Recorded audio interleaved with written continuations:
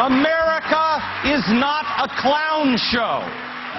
America is not a circus. America is an idea. I'm tired of common sense not applying anymore. We all know what the problems are. It's tax and spend. One party will tax and spend. The other party won't tax but will spend. It's both of them. We have a right to fail.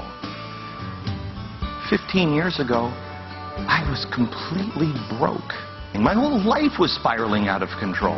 Because no one was there, if somebody would have been there to hold me up, I wouldn't have been down here enough to be able to dust myself off and say, no, I'm not going to spend my life here. I'm going to stand up on my own 2 feet, figure it out, and because of that failure, I can stand here today.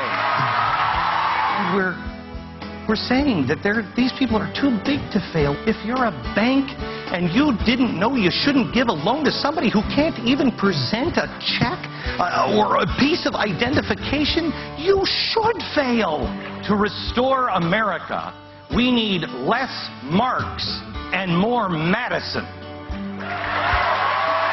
We just need to learn our own history, learn from our own mistakes, admit that we have a problem, grow a spine, and stand for the right things. Our future is not cast in stone. It does not have to be this way. It does not have to be that the greatest American generation is behind us. It may be a hard day. We may have been all night retching. We are going to go through some tough times, and we are going to be tired as we set things straight. But when we put our head down on our pillow to go to sleep again that night, we can be happy because we know tomorrow it will again be morning in America. The crowd was just amazing group of people. It was an honor to speak at CPAC this weekend, and you can watch the entire speech, and I invite you to do so at glennbeck.com. But was I sending some sort of secret message about third parties, as I have been accused of today? Find out next.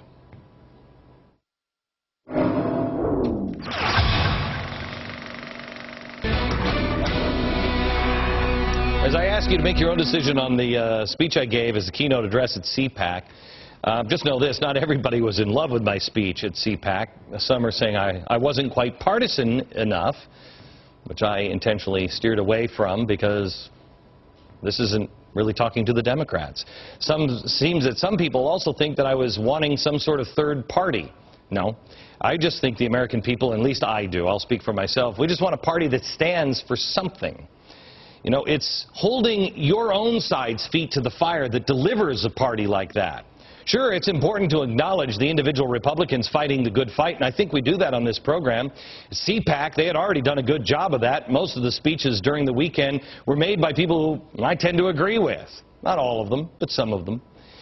If you watch this show at all, you know that I highlight principled conservatives inside the Republican Party. Jim DeMint's on this show. I think sometimes Jim DeMint's on this show as much as I'm on this show, at least for a politician. I've also said that how much I like Dick Cheney. I don't necessarily agree with him on everything, but do you expect to agree with everybody on everything? The problem is progressivism. Does anyone seriously think that Mike Pence is who I'm talking about when I say Republican progressives? The usually on-the-money American thinker was critical of my speech as well, but in doing so, inadvertently, they made my point for me. When I was talking about not seeing the come-to-Jesus moment from the Republican Party, they wrote, quote, "He has not heard about Marco Rubio? Rubio is now up 12 points on Charlie Crist among GOP voters." Yeah. That sounds to me like a lot of Florida Republicans admit there's a problem. He's actually up by 18 in the latest poll, but Rubio is a perfect example of the problem that I'm talking about. Rubio isn't up by 18 because of the Republican Party. He's up by 18 because the people of Florida are rejecting what the Republican Party told them to do, which is vote for Charlie Crist. When the Republican Party isn't picking candidates based solely on who they think is going to have the best chance of winning or who's next in line, then they'll have a party of principle, and that's what America is looking for. I don't want a third party. I think that might be a very bad idea, but If that's the only way you get a choice, that's the only way you get a choice. Republicans, don't force a third party. Listen to the people. A few years ago, I had very little hope that the party apparatus would ever see the light. For 5 years, I've been saying to them, please, don't you know what you're doing here? They've shown signs that they are starting to open their eyes. But if we don't keep pointing the flashlight their way, it's never going to happen. Back in a minute.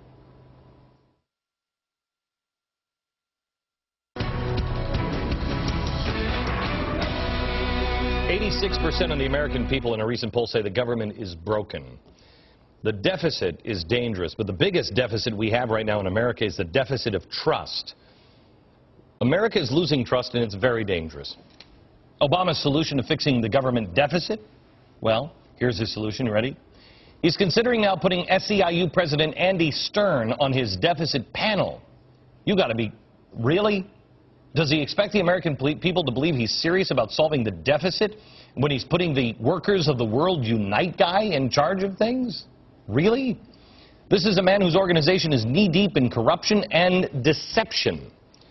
Deception. See, President Obama seems to put a lot of people around him that are involved in deception. For instance, Acorn. Here's what the president has said about his past relations with Acorn. Watch this. My relationship to Acorn is pretty straightforward.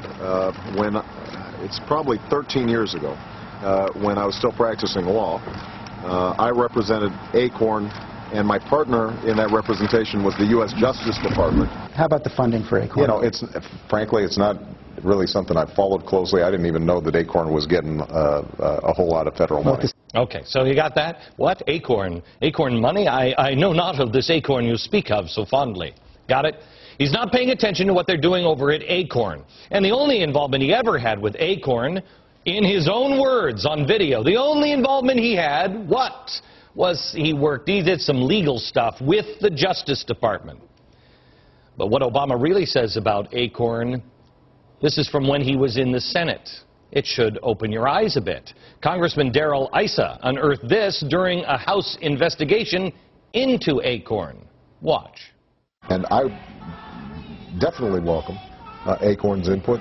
You don't have to ask me about that. I'm going to call you, even if you didn't ask me. When I ran Project Vote, voter registration drive in Illinois, you know, Acorn was smack dab in the middle of it. Once I was elected, there wasn't a campaign that Acorn worked on down in Springfield that I wasn't right there with you. Since I've been in the United States Senate, I've been always a partner with Acorn as well. I've been fighting with Acorn, alongside Acorn, on the issues you care about my entire career. I thought the relationship was pretty straightforward. I thought you said when you were asked a question in a press conference before the election that you did one case with the Justice Department. Some news now the president might want to hear about Acorn is it's dissolving. It's fundamentally transforming its national structure. Here it is. California, Acorn now has broken off. It's now the Alliance of Californians for Community Empowerment. What did we tell you on this program last summer? They were going to break off, and we were called nuts by Acorn. They would break off, and they would change their name. New York now is New York Communities for Change. Massachusetts has broke off. It is now reportedly New England United for Justice. And we have an inside source that tells us now that Texas is the next to break off. You know what it means? Nothing. Nothing, except it's going to be harder to watch. Same problem, different name, same drain on your dollars, and the same president who can now really deny and say, I don't even know that organization. This is not the way you build trust in America. You have to earn trust. And at least those in the White House don't understand that. But thankfully, 86% of Americans do. Final thoughts next.